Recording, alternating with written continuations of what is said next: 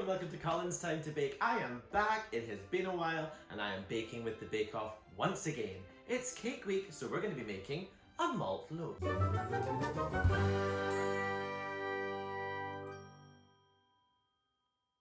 As per usual, the recipe is the one that is on the Great British Bake Off website, except this time I have substituted some of the ingredients because I didn't have time to find them, so I used what I had.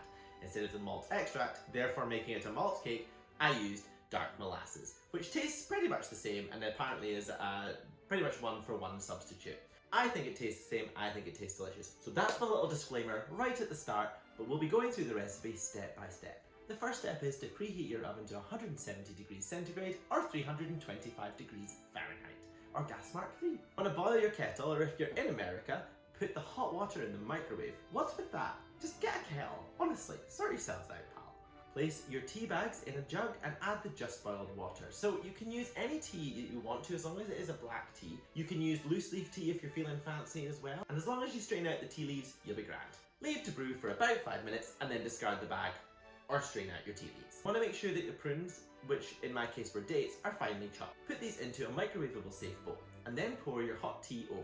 Cover with cling film and pierce a few holes in the top. I pierced loads of holes because I just didn't know how many holes. I freak out putting things in the microwave. Does anyone else get scared and think the microwave's just going to blow up for no reason, just because they've seen it happen like once on EastEnders? Put the microwave on full power for about 4 minutes. Carefully remove the bowl from the microwave and remove your cling wrap. Please use a towel, you will burn your fingers, it's bloody hot. You can alternatively soak the fruit and things overnight in the tea and it'll soak everything up and do just as good. Stir in the bicarbonate of soda and leave the fruit to stand for about 10 minutes. This was really fun because when you put the bicarbonate of soda in, the whole thing fizzed up. It was great. Pour the malt extract into a small pan with the treacle and the sugar and cook. Stir continuously over a low heat for 2 to 3 minutes until the sugar dissolves. Remove from the heat and cool for about 5 minutes. Sift your flour and baking powder in a mixing bowl and make a well into the centre. Add the warm malty mixture and the tea-soaked fruit and any soaking liquid that's left behind into the bowl. Fold everything gently together. So I used a spatula when I did this, but you can use a spoon. The reason I used a spatula was so I could scrape down the edges because it's a very sticky mixture at this point. Add your beaten eggs and mix well.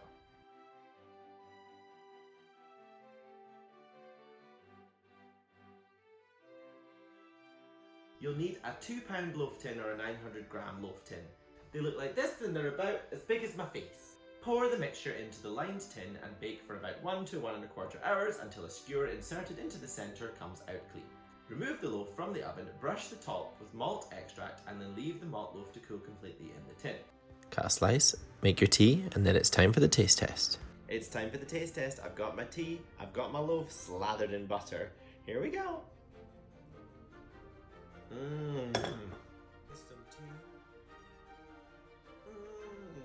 And that's it, my very first technical for 2021. I am back on it, back on YouTube, back on all the things. Follow me on all of the other social media. So in the comments below, tell me what you thought of this week's episode of the Bake Off. If you watched it, tell me what you thought of my malt loaf. Did I manage it, even though I made all the substitutions? Would you eat this? It is nice, it is moist, full of flavour. So my name is Colin, this is Colin's Time to Bake, baking with the Bake Off. Subscribe, do all the things.